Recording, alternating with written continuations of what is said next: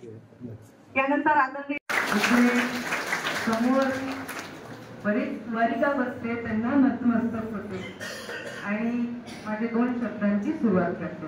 तर असे वेगवेगळे कार्यक्रम आपण आपल्या भोकर मतदारसंघात आणि उत्तर महाराष्ट्रभरात घेणार आहोत आणि अतिशय उत्तर कार्यक्रम म्हणजे नवरात्रीच्या वेळात आलेला हा काळ आणि महिलांची सेवा करण्याला आम्हाला मिळालेला हा काय म्हणतात एक्सपिरियन्स अतिशय चांगला आहे. मैत्रिणी म्हणणार मी, तुम्हाला आयुष्य भरपूर पाहायचंय.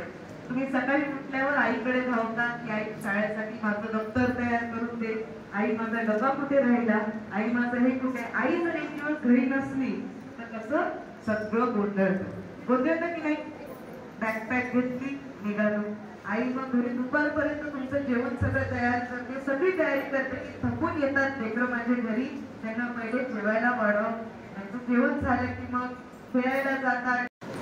स्त्रीचं दिवसभराचं कामकाजात ती इतकी तल्लीन असते की तिला स्वतःचं आरोग्य कधी कधी विसरून जातो.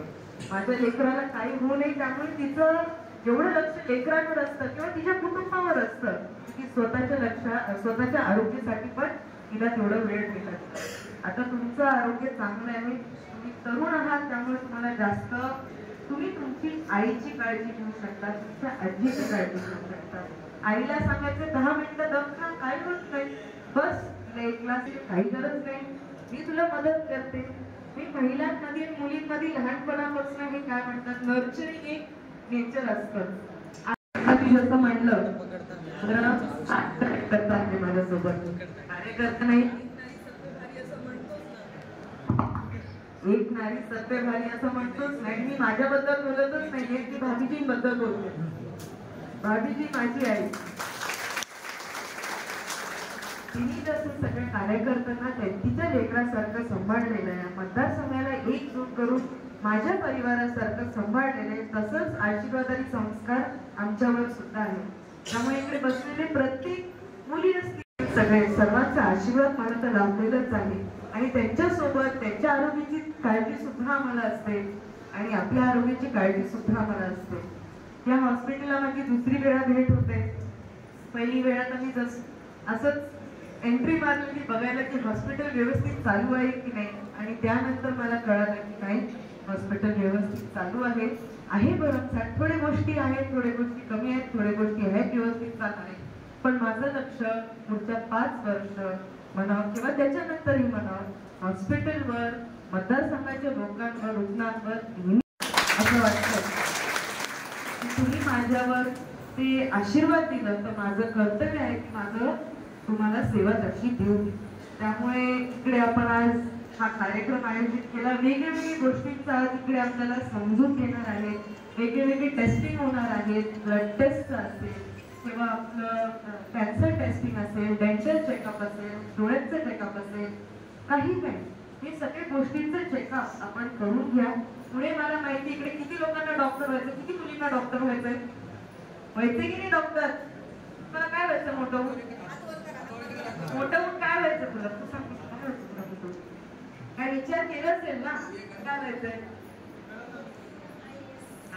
इकडे एकच नाही बघा, एकच नाही कलेक्टर आहेस, व्हेरी गुड. मुलींनी पुढे यायलाच पाहिजे. मला खात्री आहे मुली जास्त अभ्यास करतात, पुढे लवकर निघून जातात आणि त्यामुळे आपण सर्व तुमच्यावर खूप जिम्मेदारी असते. आपल्याला तर घराची पण जिम्मेदारी असते आणि आपल्याला बाहेरची पण जिम्मेदारी असते.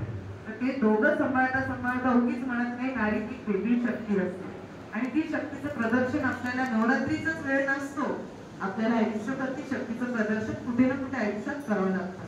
त्यामुळे आपल्या सर्वांना मी इकडे बेस्ट विशेष देते. आजच्या हा कार्यक्रम सुद्धा अतिशय सुंदर प्रकारे आपण आयोजन केलं. ज्यांनी आयोजन केलं त्यांचे सुद्धा आभार मानते. इथे आम्हाला बोलवल्याबद्दल सुद्धा आपल्या सर्वांचे आभार मानते. जिथे जिथे नारीचा सन्मान होतो तिथे तिथे देवतांचा वास असतो. म्हणजे एक स्त्री सकाळी उठल्यापासून संध्याकाळी झोपेपर्यंत आपल्या कुटुंबासाठी सतत झटत असते आणि ती आपल्या कुटुंबाचा केवळ एक आधारस्तंभच नाही तर कुटुंबातील एक शक्ती असं म्हणण्यास वावगं ठरणार नाही. कारण एक दिवस ती जर नसेल तर एक दिवस नाही 2 दिवस अनुभवा की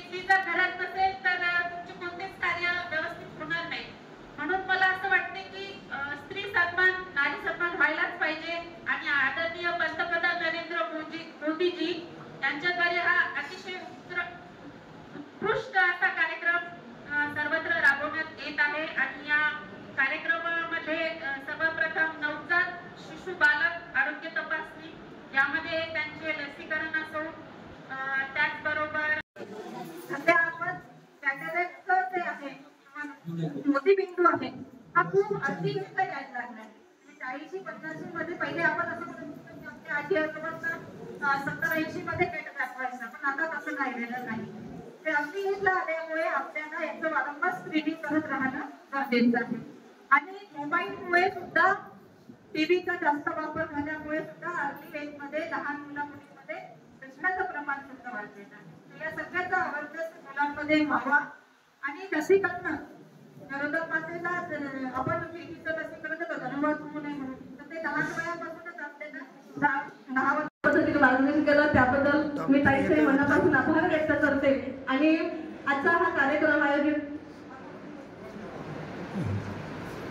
कार्यक्रम आयोजित केला आदरणीय नरेंद्र मोदी साहेबांच्या वाढदिवसानिमित्त 17 सप्टेंबर ते 2 ऑक्टोबर मुलींनी डेट लक्षात ठेवायचंय. 17 सप्टेंबर ते 2 ऑक्टोबर हा कालावधी हा स्वस्थ नारी सशक्त परिवार अभियान अंतर्गत आपण वेगवेगळ्या प्रोग्रामला असे सामोरे जाणार आहोत आणि त्याबद्दल मी सर्वांचे आभार व्यक्त करते आणि या कार्यक्रमात